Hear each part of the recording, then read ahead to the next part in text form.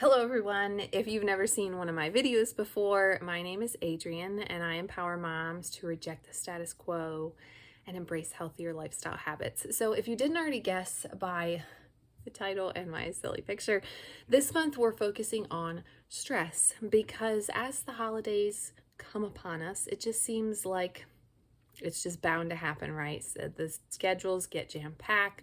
There are extra responsibilities and extra things that you need to plan for. Maybe you're taking vacations, maybe you're having family visit. There's just extra stress added on this time of the year. So I thought it would be helpful to focus on stress for the month of November. So I did a Google Scholar search, and when I typed in the word stress, there were over 7 million results. So that tells me that this is a very interesting topic to lots of people. There's been lots of research, lots of studies done on stress. There's still a lot that we don't know, just like everything. And the definition of stress is basically any time that the body's homeostasis is threatened. So homeostasis is just like your body's happy place where it wants to be. And whenever that is threatened, that creates stress in your body. It's monitored by your brain. And then when you are stressed, your body releases different hormones. It can be a major contributor to psychosocial and physical conditions. Having too much stress in your life can affect your thoughts, your feelings, your behavior. It can give you headaches. It can give you trouble sleeping. You can have a lack of focus. Make sure you're looking for the root of problems if you are having lots of these issues. Sometimes they're like red flags that your body is sending out, and unfortunately lots of doctors are not trained to look for these clues.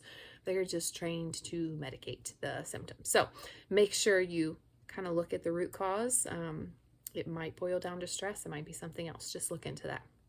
The unfortunate piece of stress is that chronic stress makes you more susceptible to illness because stress is elevating different levels in your body, so it's not able to do everything else that it's supposed to do. Your body will always prioritize things. So if you are in a stressful situation, it may not be digesting your lunch properly, or it may not be regulating certain parts of your body temperature. I don't know, I'm just giving out random examples, not a doctor. So the stress can create a dis-ease in your body, an imbalance, because your body is trying to deal with whatever this stress is that you are experiencing, which in turn makes you vulnerable to sickness. So change is hard, but we have to adapt and we have to not let it stress us out. And something that I've learned over the years is that stressing and worrying about things doesn't make them any better. It actually makes it worse. So if you know that a stressful situation is coming, like the holidays, like family visiting, like a job change, like any change really, there's things that you can do to lessen that blow a little bit. The biggest thing is just to give yourself grace. There's going to be a high learning curve sometimes. You're going to make mistakes. You're going to fall flat on your face sometimes. Theoretically speaking, hopefully you don't actually fall on your face. And then you just have to learn to just roll with it and learn as you go. So change is inevitable. It's going to happen. You can either embrace it or you can fight it. You can ignore it. It's going to happen whether you like it or not. I found this silly quote when I was researching. It's by a man named Roy Blixer. He says, "The only person who likes change is a wet baby." And that's true. Nobody likes change.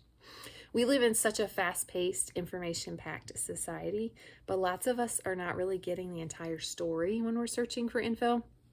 Kind of that whole saying, can't see the forest for the trees. Because we're staring at the two trees that we found, we're just missing out on the whole picture. So if you're hyper-focused on like two things, you're not getting a well-rounded experience. You're missing out on maybe things that would be important in life. Make sure you're using your brain effectively and you're looking at all different sides of the story, multiple sources where you get your information. Please do not rely on the media. to get your whole story. You can start there, but then you want to make sure that you are checking other places. Wikipedia is not a trusted source. WebMD is not where I would start because it's going to tell you that you have cancer probably, or that you're going to die tomorrow. So you want to find sites and find places that you can find information that works for you. I like to start out on Pinterest usually, and I look for natural ways for whatever. So it would be natural ways to reduce stress or natural stress relievers. There are lots of things in nature that God has given us that actually can help us with our hormones and bringing those stress hormones down. Also, just being mindful and intentional and stopping when you feel yourself getting elevated and all in a frenzy, stopping and taking some quick deep breaths, saying a quick prayer, going into another room if you're able to, just closing your eyes for a few seconds and breathing, remembering to kind of focus and center yourself on what's important in your life. So those are just some ideas. There is a great book that I found. I have not read, but the reviews on it were really good. It's definitely on my list now. And it's called Managing Stress by Brian Luke Seward. So if that's something, if you're a reader and you want a book to check out, that one seems promising. So hopefully this has gotten you interested about learning more about stress, maybe stepping back and looking at your calendar, maybe looking at your life and why you're so stressed, or different ways that you could reduce that stress so you don't feel stressed all the time. You just don't want to be in a state of chronic stress all the time. That's when the problems arise. Obviously, there's going to be things that happen, accidents happen, things happen that you can't prepare for. You can't prepare for everything, but you know stress is going to come. You know stress is bad for you. So make sure you have some things in place that you can put into motion when those stressors come. If there's something that you do when you're super stressed out, I'd love to hear them in the comments.